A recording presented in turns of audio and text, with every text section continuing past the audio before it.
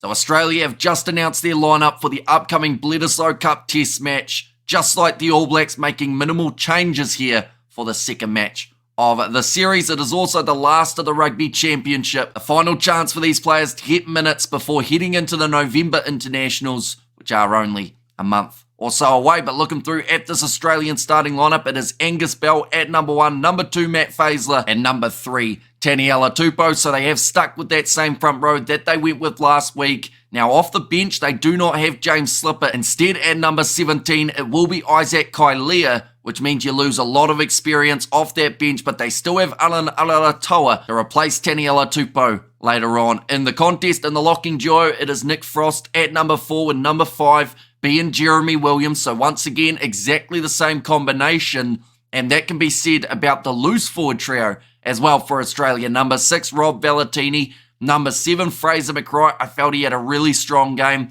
up against the All Blacks last week, scored himself a try, and also just looked dangerous when it came to the breakdowns, trying to get those turnovers, exactly what the Wallabies needed. And later on in this matchup, I feel like that's where the Wallabies need to push the pace, because we saw the All Blacks once again not able to score.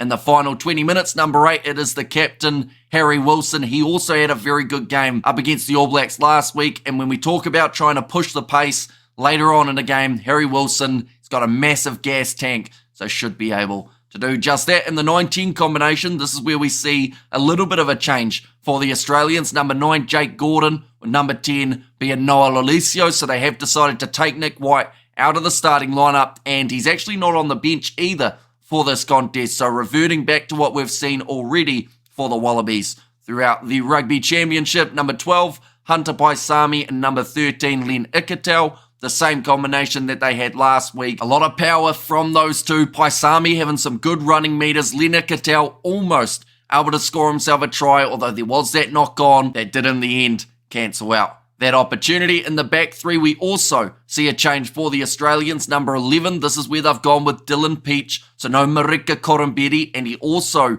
won't be coming off the bench for this game. Number 14, Andrew Callaway, and number 15, Tom Wright. He had a huge amount of running meters, over 100 for the Wallabies. He's a dangerous player from the back. His defense at times was a little bit shaky, but then that being said, that is something that a majority of the Wallabies unfortunately did fall into. Just a couple missed tackles here and there. They want to make sure it's a lot stronger for this match in Wellington. But looking through at the bench, once again in the front row will be Brandon Paianga Amosa. Number 17, like I mentioned, it is Isaac Kailea, and number 18, Alan Alatoa. Number 19, Lukan Salakai-Loro. He looked really good off the bench for Australia, managing to shore up those lineouts a little bit and also just bring some physicality for the second half of the game. Number 20, Langy Gleeson. Number 21, Tate McDermott. Number 22, this is where they've gone with Ben Donaldson. He had a great start to the match up against Argentina not too long ago, and now gets that chance off the bench rather than Tom Liner,